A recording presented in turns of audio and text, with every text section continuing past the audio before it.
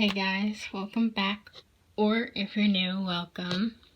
I just want to say that I'm probably going to fumble a lot because I'm not good at reading unless I read it a million times before actually reading out loud, so probably gonna fumble a lot. But yeah, I hope you enjoy. Oh, hey, what are you doing here? You wanted for me to read to you? I mean, I guess I can. Just one chapter, though. Nyla was a perfectionist when it came to wielding weapons. If she was holding a sword, every strut she took was good.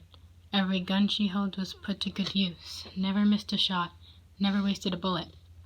Every bow and arrow she held would easily hit the middle target, and Octavia despised her for it.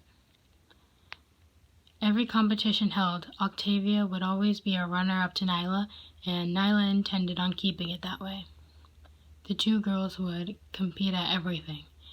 Nyla would usually let Octavia win, except for when it came to competitions with weapons and fighting. Octavia was jealous. She very much so knew that Nyla was letting her win. Not because Nyla didn't put any effort into it, but Octavia generally thought Nyla was perfect. I mean, come on.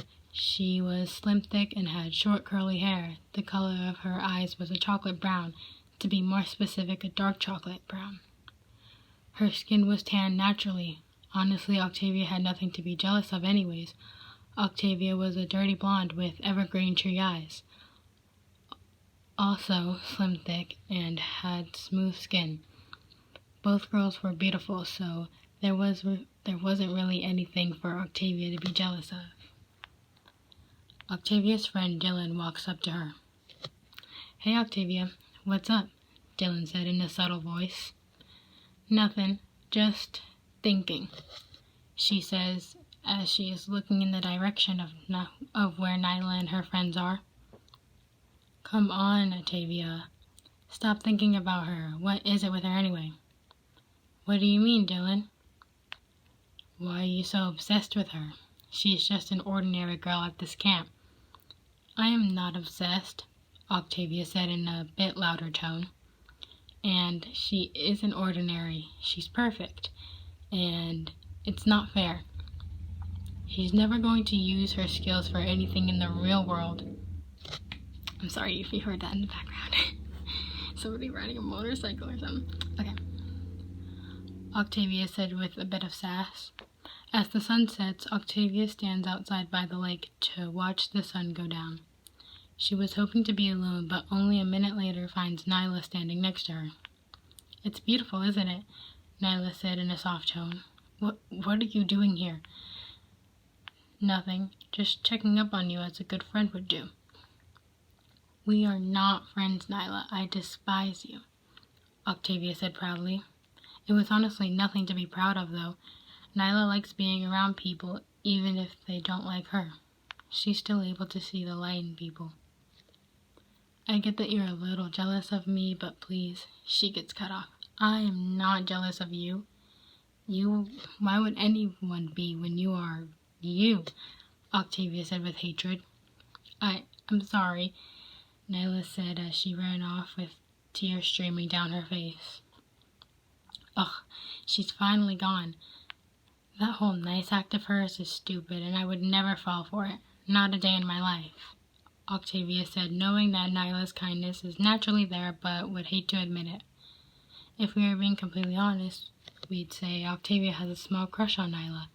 I mean, how many times has she called her perfect? A bunch, am I right? But Octavia could never admit her feelings for somebody like that. Well, somebody that's a girl anyways. She did not want to admit her true feelings for Nyla, but she did feel some sort of connection. A strong connection that she didn't want to feel for anybody that was a girl, knowing her parents wouldn't think highly of her. Especially since she was already a runner-up to Nyla. It would be even worse if her homophobic parents found out about her liking towards girls. Octavia shakes off the feelings that she was experiencing and goes back to her cabin, which she shared with Nyla and 2 other girls. It was nighttime, so it was hard to see, but she saw Nyla sitting on her bed crying. Of course, Octavia had to act like she didn't care, but she felt really bad. She wasn't planning on apologizing. Not today, not tomorrow, and not the next day. She would never apologize to somebody like Nyla. Her jealousy got in the way of everything. Nyla did know that there was a good side to Octavia, but she always wondered why she could never pull it out of her. I mean, Nyla and Octavia have known each other since they were little kids, and Octavia has hated her ever since then. At first, Nyla thought it was something that she did in the past, but she gained to learn that it was not her past, but her present.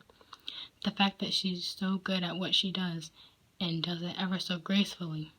How could Octavia not be jealous when all she wanted was to be her? You couldn't even be mad that she wanted to be Nyla. Nyla was everything that she has ever wanted to be. Octavia could only dream of being Nyla. Just wanted to be her for one day.